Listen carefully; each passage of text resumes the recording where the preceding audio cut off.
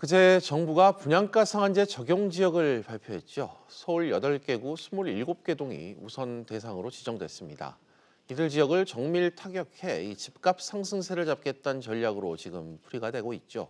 하지만 후폭풍도 만만치 않습니다. 대상 기준이 모호하다 보니 형평성 논란이 불거지고 있고 적용 지역 외를 중심으로 이 쏠림 현상, 풍선 효과 등의 우려감 역시 고개를 들고 있습니다. 여기에 공급 위축에 따른 이 부작용 등은 숙제로 남겨져 있는 상황인데요. 고민이 필요한 시점 같습니다. 오늘 이와 관련해 김덕예 주택산업연구원 주택정책연구실장 모시고 이야기 나눠보는 시간 갖겠습니다. 실장님 어서 오십시오. 네, 안녕하십니까. 네.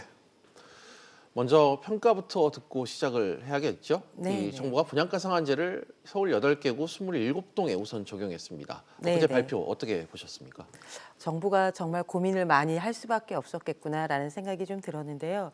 최근에 작년 이제 9.13 대책이 나온 이후에 작년 하반기부터 올 초까지는 이제 가격이 조금 하향 안정화되는 듯한 조짐을 보이다가 최근에 또 굉장히 많이 오르고 있어서 굉장히 이상한 서울시장을 보여주고 있었고 가격이 오르는데 오히려 거래는 줄면서 예. 굉장히 이상해지다 보니까 우리가 과거에 경험하지 못했던 서울에서 이상 현상이 좀 나타났고 이러한 것들을 보던 상황에서는 이제 정부 입장에서는 정부가 개입을 할 수밖에 없었던 상황이었던 것 같습니다. 예. 그러다 보니까 이제 정부 개입을 시장에 하는 것들이 또 오히려 부작용을 줄 수 있을 거 아니냐라는 우려들도 시장에 굉장히 많았기 때문에 투기과열지구에 지정을 하겠다라고는 이제 8월달에 발표를 했지만 투기과열지구에 모두 적용하기에는 또 아무래도 시장 영향에 대한 부담이 있었기 때문에 이것들을 뭐 10월 1일 날 보완 방안이 나오면서 핀셋 규제를 하겠다, 동별 단위로 지정을 하겠다라고 하는 고심 끝에 내린 것은 아닌가라는 생각이 들고요.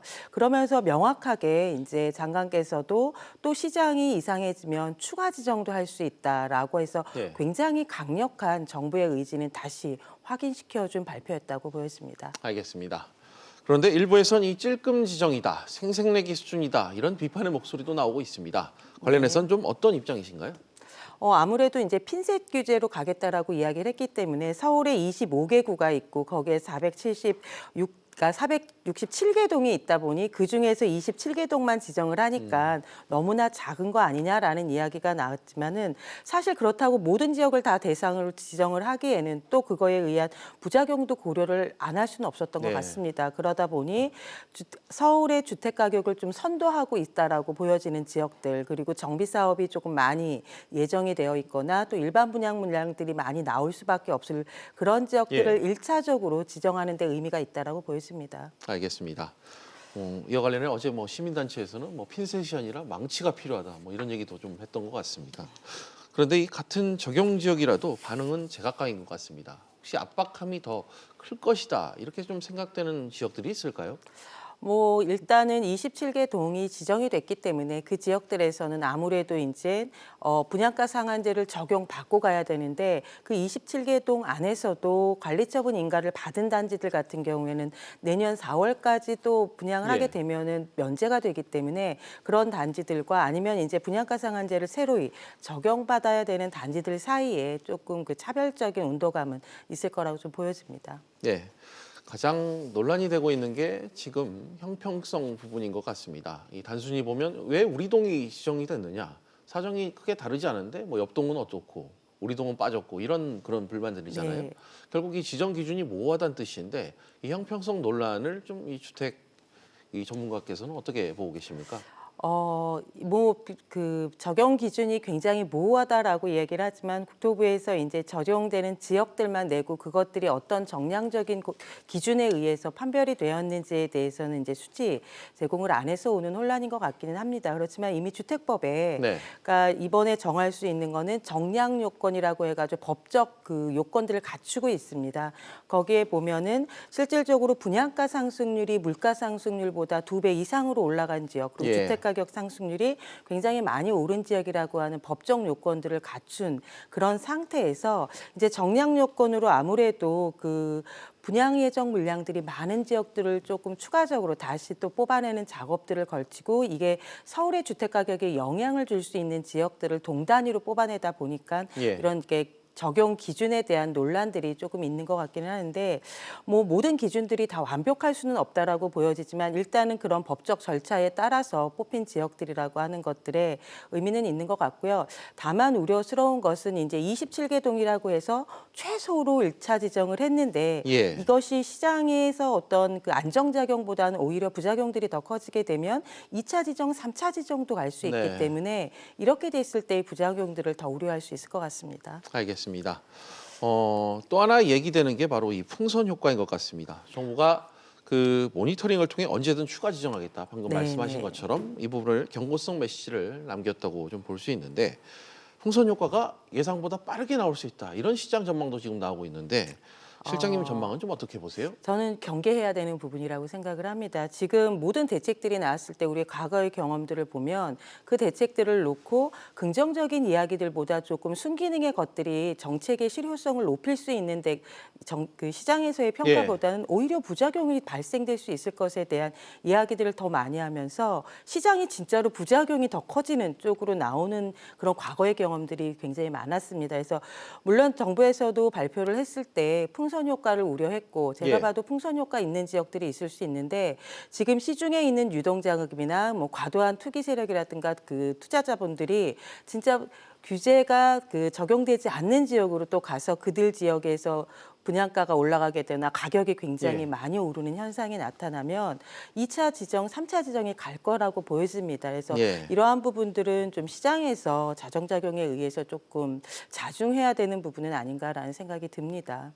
되려 더 추가 지정을 통해서 쏠림 현상이 우려되는 그런 부분이 좀 계속해서 나오고 있는데 실제로 뭐 보도가 지금 나오고 있죠. 부산에 뭐 투자자들이 당장 몰려가고 있다 이런 얘기도 좀 나오고 있는데 이런 이 관측 가능성 실제로 지금 벌어지고 있는데 이 부분에 대해서는 어떻게 평가를 하세요? 저희는 그 정부가 굉장히 시장에 밀도 있게 더 깊게 개입을 하게끔 할 수 있을 것이라는 그런 생각도 드는데 과거에 2년 전에 예. 저희가 그러니까 9.13 대책이 강력한 그 수요 대책이었거든요. 그 1년 전에 8.13 대책이 나왔는데 그 전에 6.19 대책이 나오면서 그 당시에는 투기가열지구 지정을 하지 않았습니다.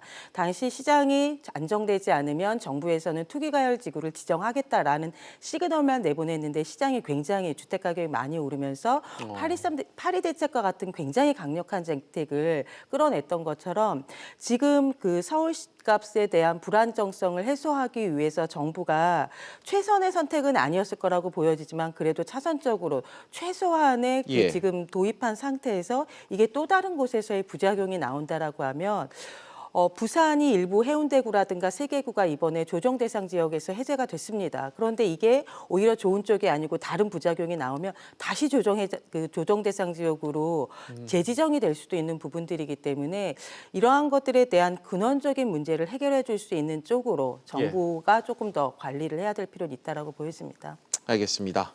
어찌됐건 이번 발표로 분양가 상한제를 통해 집값을 잡겠다 이런 정부의 의지는 분명히 표출이 네. 된 것 같습니다. 결국은 이 모든 대책이 그렇지만 실효성 확보가 좀 관건 아니겠습니까? 그렇죠. 예, 예, 그런 측면에서 이 그렇습니다. 집값 안정화 효과를 좀 낼 거라고 보십니까?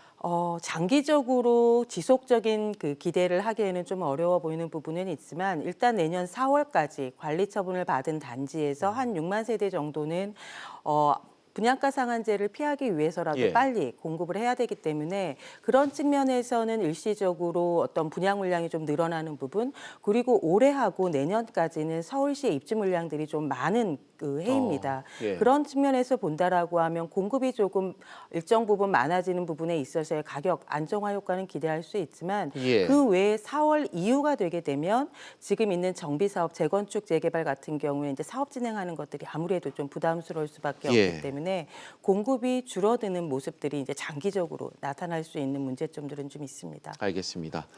유예 기간인 그 4월 전후로 좀 주택 시장이 좀 네. 달라질 것 같다는 얘기를 해주시는 것 같습니다. 줄곧 또 제기됐었던 공급 부족이 있다는 우려, 또 이 해소 방안이 좀 필요한데 정부가 좀 방향을 어떻게 가져갈지 정부의 지금 공급 정책 관련해서도 한 말씀 해주시죠. 서울시가 좀 적극적으로 그 서울시의 주택 공급 정책에 대해서 좀 검토를 해야 될 필요가 있다라고 보여지고요. 예. 그 금융위기 이후에 2010년 이후에 한 10년 동안 보면 서울시에서는 그 2012년에 뉴타운 그 정비 사업의 신구상 발표 계획들을 네. 하면서 굉장히 많은 정비 구역들을 해제했습니다. 600개가 넘던 그 재개발 재건축 지구들을 거의 300개가 넘는 것들을 다 해제를 했고요. 예. 그 중에서 한 200개가 넘는 것들이 해제한 이후에 어떻게 관리를 할지에 대한 그 정리들을 못하고 있는 부분들이 있어서 이렇게 해제된 지역들에 대해서 어떻게 그 정상적으로 사업이 추진이 돼서 예. 주택이 공급할 수 있을지에 대한 것들을 좀 검토를 해야 되고요. 서울시에 지금 30개가 넘는 곳이 내년 3월이 되면 정비법에 의해서 일몰제를 앞두고 있습니다. 그러면 지구 지정이 다 해제가 될 우려가 있는데 예. 이런 지역들에서도 정상적으로 사업이 추진될 수 있게끔 해주는 제도적인 보완들이 조금 될 필요가 있는 것 같고요. 지금 3기 신도시 이야기가 나오면서 서울시에서도 주택을 공급하겠다라고 하는 일부 계획들이 있습니다. 그래서 한 4만 호 정도는 이제 서울시 내 유유지를 통해서 개발하겠다라고 네. 공급하겠다라는 얘기도 있고 역세권이라든가 아니면 용적률을 좀 상향을 해서 한 5만 호 정도는 또 추가적으로 예. 공급하겠다라고 이야기를 했는데 이러한 것들이 차질이 없고 속도감 있게 같이 나와서 4월 이후에도 공급이 계속될 수 있다라고 하는 시그널들이 시장에 조금 계속적으로 제공이 된다라고 하면 공급 부족에 의해서 사람들이 굉장히 불안해지고 그래서 빨리 집을 예. 사야 되겠다라고 하는 그런 심리들은 조금 해소가 될 수 있지 않을까라는 생각이 듭니다. 그래서 아무래도 지금 서울시가 가지고 있는 너무나 공공주택 쪽에만 지금 집중하고 있는 것들이 민간주택 쪽까지 예. 확대돼서 검토될 필요는 있다라고 보여집니다. 알겠습니다. 공급과 관련해서는 서울시의 규제 일변도 정책에 또 문제를 삼는 전문가들도 많이 있는 것 같습니다. 재건축과 이 재개발, 뉴타운 같은 이 서울시의 규제가 공급을 틀어막고 있다. 뭐 이런 지적인 것 같은데 이 부분에 대해서 실장님의 견해는 좀 어떠신가요? 서울시는 외곽에 좀 넓은 그 개발할 수 있는 가용지를 가지고 있는 지역들하고 많이 다르다라고 예. 생각을 합니다.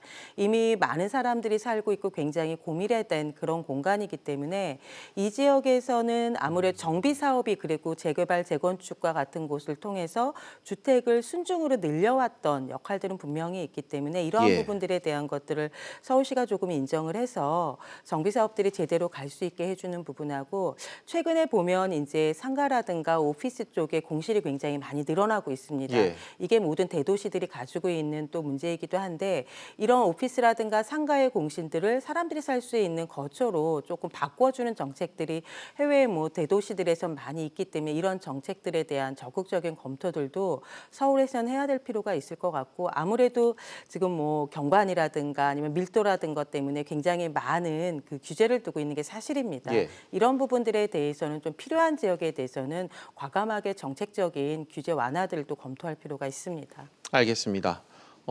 시계를 좀 더 넓혀서 마지막으로 이 질문을 좀 드려야 될 것 같네요. 부처 간에 좀 소통도 잘 이루어져야지 정책이 좀 조화롭게 이루어질 것 네. 같은데 부동산 정책 관련해서 뭐 앞서 저희가 이야기 나눴던 이 규제 말고 다른 좀 주안점을 둬야 될 부분이 있다면 어떤 부분인지 한 말씀 부탁드릴게요. 우리가 지금까지는 주택을 건설하는 거에만 굉장히 집중을 했던 것 같습니다. 네. 그게 이제 아무래도 주택이 절대적으로 부족했던 양적 부족 시대이기 때문에 그랬다라고 하면 이젠 주택은 건설하는 게 중요한 게 아니고 이제 만들어진 주택을 어떻게 효율적으로 관리를 할 것이냐가 굉장히 중요한 시대가 됐습니다. 그리고 최근에는 이제 에너지 문제도 커지기 때문에 건축물의 에너지를 어떻게 줄일까 하는 제로 에너지에 대한 문제들도 있어서 주택에 대한 부분을 단순하게 건설하는 쪽이 아니고 이런 관리라든가 임대라든가 운영 쪽으로 그리고 최근에 4차 산업혁명 얘기가 나오면서 다양한 IoT 기술들을 연계하는 것들이 예. 스마트홈이라는 이야기로 되고 있는데 이 스마트홈이라고 하는 부분들을 새로운 주택의 영역으로 받기에는 제도가 굉장히 아직까지 미비한 부분들이 있어서 주택에 대한 관점들을 조금 이제 다변화시켜야 될 필요가 있지 않을까라는 생각이 듭니다. 알겠습니다. 실장님과는 오늘 이야기 여기까지 하도록 하겠습니다. 오늘 나와주셔서 고맙습니다. 네, 감사합니다.